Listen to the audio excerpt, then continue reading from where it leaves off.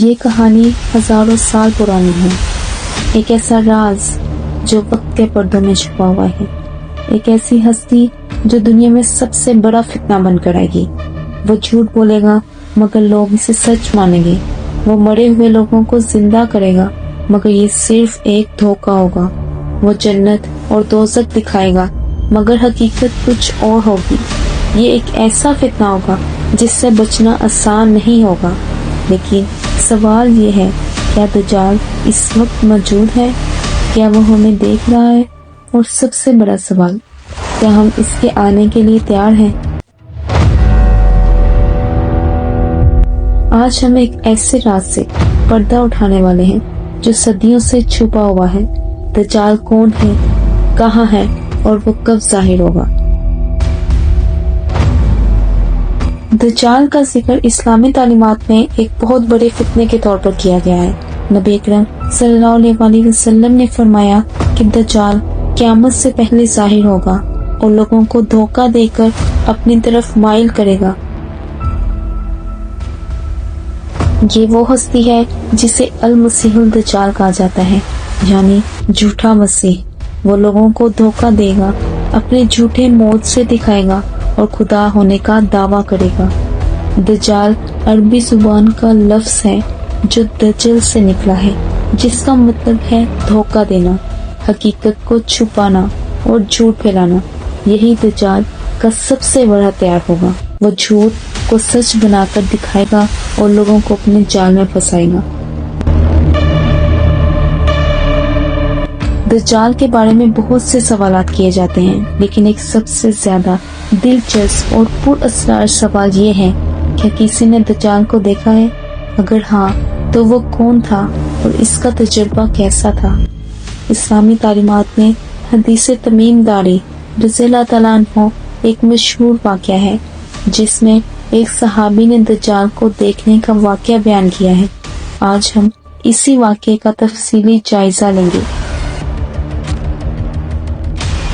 تمیم داری رضی اللہ تعالیٰ عنہ اور ان کے کچھ ساتھی ایک بحری سفر پر تھے۔ دوران سفر ان کی کشتی طوفان میں پھنس گئی اور کئی دن تک بے مقصد سمندر میں بھٹکتی رہی۔ آخرکار وہ ایک نامعلوم جزیرے پر پہنچے، جہاں انہیں الجساسہ نامی ایک عجیب و غریب مخلوق ملی۔ یہ ایک خوفناک اور پر اسرار مخلوق تھی، جس کا جسم بالوں سے بڑا ہوا تھا۔ وہ انہیں ایک غار میں لے گئی، جہاں ایک زنجیروں میں جکڑا ہوا آدمی موجود تھا۔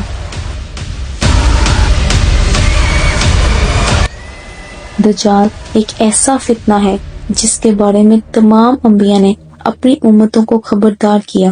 نبی کریم صلی اللہ علیہ وسلم نے دجال کی جسمانی خصوصیات کا تفصیل سے ذکر فرمایا تاکہ لوگ اسے پہچان سکیں اور اس کے دھوکے میں نہ آئیں۔ دجال کی شکل و صورت کے بارے میں اسلامی تعلیمات میں کافی تفصیلات ملتی ہیں، جو ایک پر اسرار اور خوفناک تصویر پیش کرتی ہیں۔ حدیث کی روشنی میں دجال کی کچھ نمایاں خصوصیات یہ ہیں۔ دجال کی ایک آنکھ خراب ہوگی۔ بعض روایات میں آتا ہے کہ وہ پھولی ہوئی جیسے انگور، اور بعض میں ہے کہ وہ بالکل مسمار ہوگی۔ اس کی دوسری آنکھ بھی غیر معمولی ہوگی، جس سے اس کی شخصیت مزید خوفناک بن جائے گی۔ اس کے بال گھنگریالے اور بکھرے ہوئے ہوں گے، جو اس کی وحشت ناک شکل کو مزید پر اسرار بنا دیں گے۔ حدیث میں آتا ہے کہ دجال کی تیز رفتاری ایسی ہوگی جیسے بادلوں کو تیز ہوا اڑا کر لے جاتی ہے۔ وہ ایک دن میں کئی علاقوں کا سفر کرے گا اور اپنی چالاکی سے لوگوں کو فریب میں مبتلا کرے گا۔ دجال اپنی ظاہری طاقت اور چمک دمک کے ذریعے لوگوں کو ورگلائے گا۔ اس کے ساتھ ایک ایسی جنت اور جہنم ہوگی جو در حقیقت دھوکہ ہوں گے۔ جو اس کی جنت میں جائے گا وہ اصل میں جہنم میں ہوگا، اور جو اس کی جہنم میں جائے گا وہ اصل میں جنت میں ہوگا۔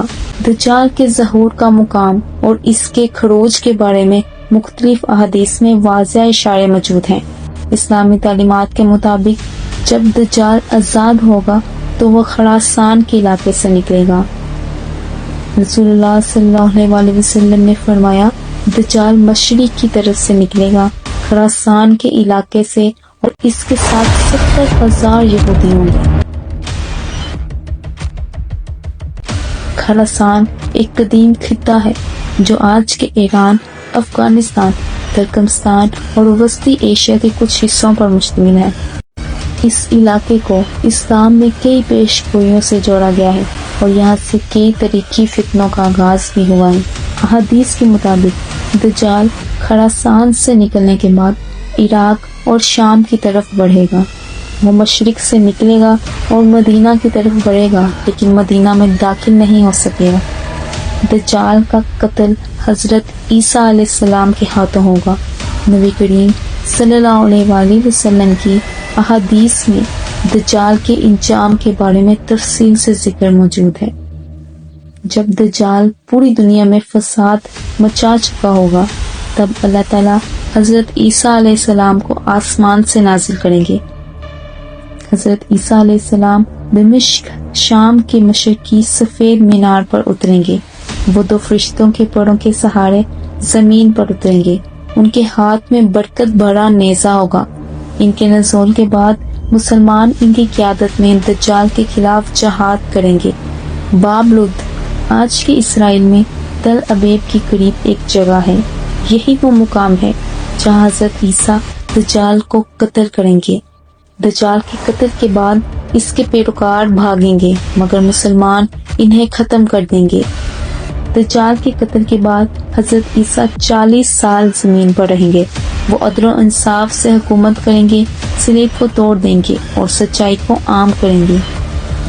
زمین پر مکمل امن قائم ہوگا، حتیٰ کہ درندے بھی انسانوں کو نقصان نہیں پہنچائیں گے۔ حضرت عیسیٰ علیہ السلام کے دور میں تمام لوگ اسلام قبول کر لیں گے۔ یہ تھا دجال کے انجام کا حیران کن اور ایمان افروز واقعہ۔